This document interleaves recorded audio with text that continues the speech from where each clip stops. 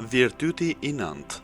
Ai që ndahet nga ai është ndar nga i dërguari i Allahut, paqja dhe bekimi i Allahut qoftë mbi të dhe mbi familjen e tij.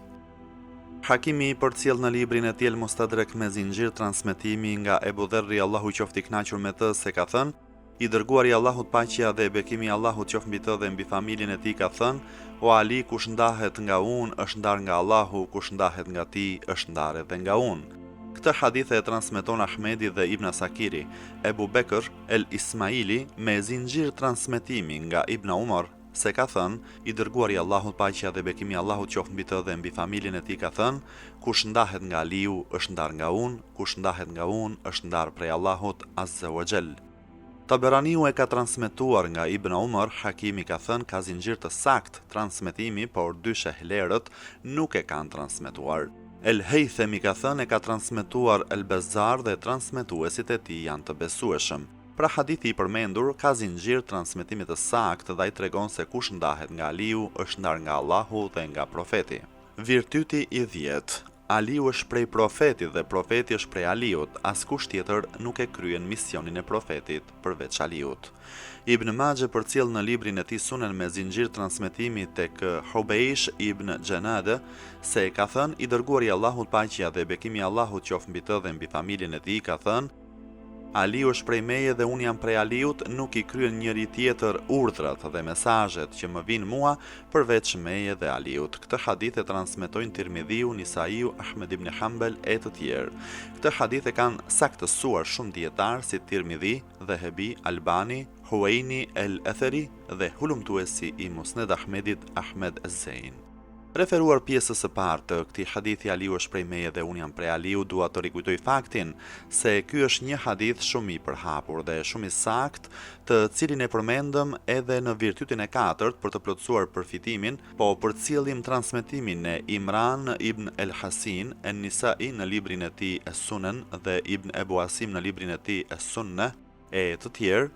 Transmetojnë nga Imran ibn el-Hasin se ka thënë: I dërguari i Allahut, paqja dhe bekimi i Allahut qoftë mbi të dhe mbi familjen e tij, ka thënë: Me të vërtetë Aliu është prej meje dhe unë jam prej tij, ai është prijesi i të gjithë besimtarëve pas meje. Albani ka thënë se zinxhiri i transmetimit të këtij hadithi është i saktë, transmetuesit e tij janë të besueshëm në përputhje me kushtet e muslimit. Këtë hadith e transmetojnë Tirmidhiu, Ibn Hibani, Hakimi, Ahmed ibn Hanbal në rrugë të tjera nga Xhafer ibn Sulejman por që janë të gjitha të sakta dhe përforcuese për njëra tjetrën. Pra, Imam Aliu është prej të dërguarit të Allahut, paqja dhe bekimi i Allahut qoftë mbi të dhe mbi familjen e tij, dhe i dërguari i Allahut, paqja dhe bekimi i Allahut qoftë mbi të dhe mbi familjen e tij, prej Aliut. Imam Aliu, paqja qoftë mbi të, ka një pozitë të lartë në mesin e besimtarëve. Ai është prijesi i tyre pas profetit Muhammed, paqja dhe bekimi i Allahut qoftë mbi të dhe mbi familjen e tij. Imam Aliu, paqja qoftë mbi të, gjithashtu gëzon faktin se ka shumë veçori dhe cilësi, të cilat ngjasojnë me të dërguarin e Allahut, paqja dhe bekimi i Allahut qoftë mbi të dhe mbi familjen e tij, si i drejtë, i ditur, i urtë, i devotshëm. Për këtë arsye e mbrojmë me vendosmëri që Imam Aliu, paqja qoftë mbi të, është ai që duhet të jetë prijesi besimtarëve pas profetit Muhammed, paqja dhe bekimi i Allahut qoftë mbi të dhe mbi familjen e tij. Këtu mund të themi se edhe zbritja e surës Baraat dhe ngjarja që ndodhi kur ajo ju lexua popullit të Mekës ka të bëjë ngushtë me këtë hadith. Tirmidhiu, Nisaiu dhe të tjerë të fushës së hadithit përcjellin hadithin e transmetuar nga Enes ibn Malik, i cili thotë: I dërguari i Allahut, paqja dhe bekimi i Allahut qoftë mbi të dhe mbi familjen e tij, ia dha surën Bara'a Ebu Bekrit, por më pas i tha: Nuk ka të drejtë dikush tjetër të përcjell mesazhet përveç meje ose një person nga familja ime, letrën ia dha Aliut. Tirmidhiu dhe Huwaini thonë rreth këtij hadithi se është i saktë. Abdullah ibn Ahmedi përcjell në librin e tij El-Musnad se Imam Aliu, paqja qoftë mbi të, transmeton kur zbritën 10 ajete nga surja Baraat, Tauba, i dërguari i Allahut, paqja dhe bekimi i Allahut qoftë mbi të dhe mbi familjen e tij, ia dha këto ajete Ebu Bekrit dhe i tha që të dalë para popullit të Mekës dhe t'u lexoj atyre këto ajete. Më pas më thirri mua, i dërguari i Allahut, paqja dhe bekimi i Allahut qoftë mbi të dhe mbi familjen e tij. Më tha: Arije Ebu Bekrin, pasi ta lexosh, merr librin që i kam dhënë dhe lexoju atij popullit të Mekës këto ajete. Unë e takova Ebu Bekrin dhe mora librin që ai kishte marrë nga i dërguari i Allahut, paqja dhe bekimi i Allahut qoftë mbi të dhe mbi familjen e tij. Ebu Bekri u kthye tek i dërguari i Allahut, paqja dhe bekimi i Allahut qoftë mbi të dhe mbi familjen e tij dhe e pyeti: "O i dërguari i Allahut, a mos zbriti gjë rreth meje?" I dërguari i Allahut, paqja dhe bekimi i Allahut qoftë mbi të dhe mbi familjen e tij u përgjigj: "Jo, por më erdhi Xhibrili dhe më tha që mesazhin që ti duhet të përcjellësh, kumtimin duhet ta bësh ti ose dikush nga familja jote." Ahmed Mohamed Shakiri është i mendimit se ky është një hadith i sakt me zinxhir të sakt transmetimi.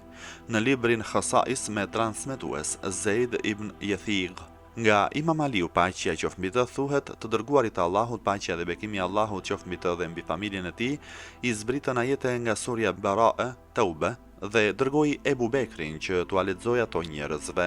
Pasti urdhëroi edhe Imam Aliun që të shkonte dhe i tha: "Merr atë fletushkën që ka Ebu Bekri dhe lexoju banorëve të Mekës." Imam Aliu tregon e arrita Ebu Bekrin dhe mora atë që më tha i dërguari i Allahut, paqja dhe bekimi i Allahut qoftë mbi të dhe mbi familjen e tij.